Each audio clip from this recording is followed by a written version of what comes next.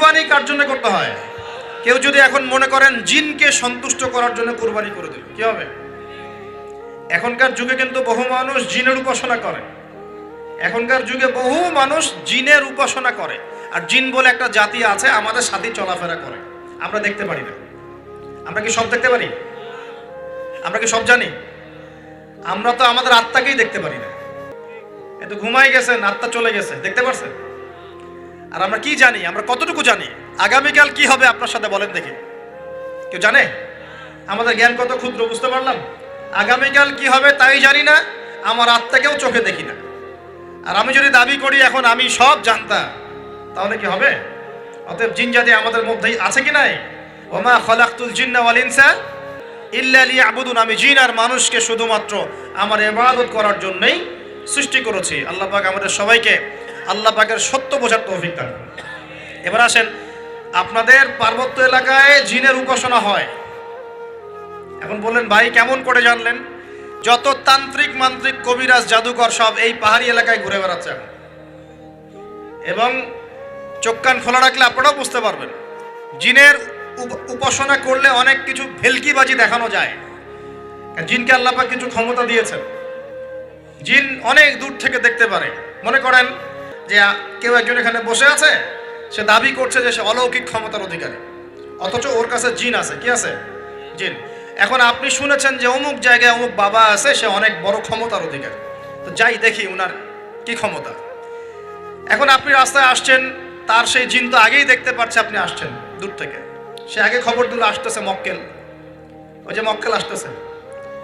এখন সে বলল যে ওই ব্যক্তির সাথে যে জিন আছে ওর সাথে কানেকশন করো। সবার সাথে একটা জিন আছে না? আছে কি না? একটা করে জিন শয়তান আছে না সবার সাথে? দুইজন ফেরেশতা, একজন জিন, সবার সাথেই আছে। আছে কি নাই? আপনার জিন জানে আপনার সাথে অতীতে কি হয়েছিল? জানে তো। আপনার জিন আপনার সাথে আছে না শুরু থেকে? তাহলে আপনি 1 মাস আগে কি করেছেন আপনার জিন তো জানে। ও ভবিষ্যৎ জানে না, কিন্তু অতীত তো জানে। ও তো ভবিষ্যৎ জানে না, কিন্তু অতীতে আপনি কি করেছেন ও তো জানে না? এখন এ ওর সাথে এই কারিনের সাথে যোগাযোগ করছে। এ ওকে বলছে এই তো 1 মাস আগে অমুক মেয়ের পিছনে দৌড়াইছিল, এই 1 মাস আগে অমুক একটা মেয়ের পিছনে দৌড়াইছে, ওই মেয়েকে পাওয়ার খুব চেষ্টা করছে। এ তো 1 মাস আগে ব্যবসায়ী কাজ করছে, এই তো 1 মাস আগে ওই কাজ করছে। এখন আপনি হেঁটে হেঁটে আসলেন, এদিকে খবর পাস করা শেষ, এসে বললেন বাবা আপনার কি ক্ষমতা, আমি আপনার ক্ষমতার নিদর্শন দেখতে চাই।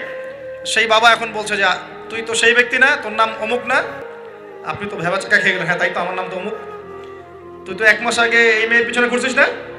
হ্যাঁ তাই তো, আপনি কেমন করে জানলেন? তুই 1 মাস আগে এই কাজ করছিস না? হ্যাঁ তাই তো, আপনি কেমন করে জানলেন? আপনার তো চোখ একদম আসমান উঠে গেল। বাপরে বাপ, সে তো আমার অতীতের সব বলে দেয়, সে তো আমার অতীতের সব বলে দেয়। তুই অমুক জায়গায় এটা পাপটা করছিস না? তুই এই জায়গায় ওটা লুকায় রাখছিস না? ব্যাস, আপনার মাথা খারাপ। জিনের উপাসনা করে মানুষ অনেকেই। আর জিনরা কি করে?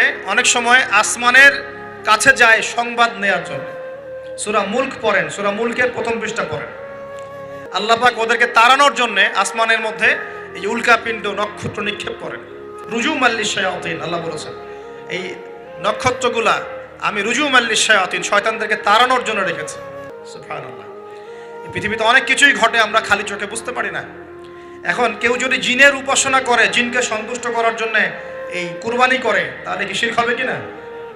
সেজদা কার জন্যে? অন্য কারোর জন্য করলে কি হবে? কুরবানি কার জন্যে? অন্য কারোর জন্য করলে কি হবে? কার নামে কসম করতে হয়? যদি অন্য কারো নামে কসম করি, এই যে এখন বাপের নামে কসম, মায়ের নামে কসম করেন কেন? কসম করা যাবে না এভাবে। মান হালাফা বিগাইরি ইসমিল্লাহি ফাকাদ কাফার, কেউ যদি আল্লাহ ছাড়া অন্য কারো নামে কসম করে সে কুফরি করবে।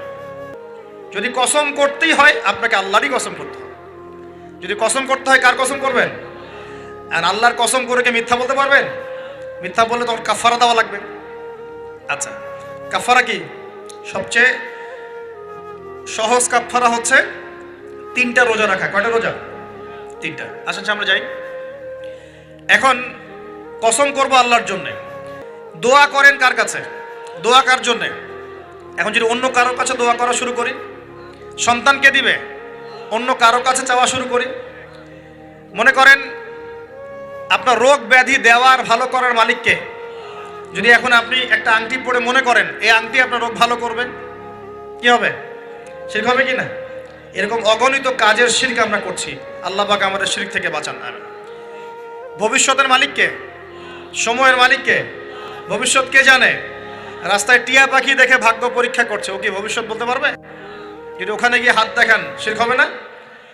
রাশিফল দেখা যায়, রাশিফল কি রাশিফল? আজকে তোমার দিনটা কেমন যাবে, কালকে তোমার দিনটা কেমন যাবে, আছে না? তো এগুলো বিশ্বাস করলে কি হবে? এরকম পদে পদে শিরকে নিমজ্জিত আছে।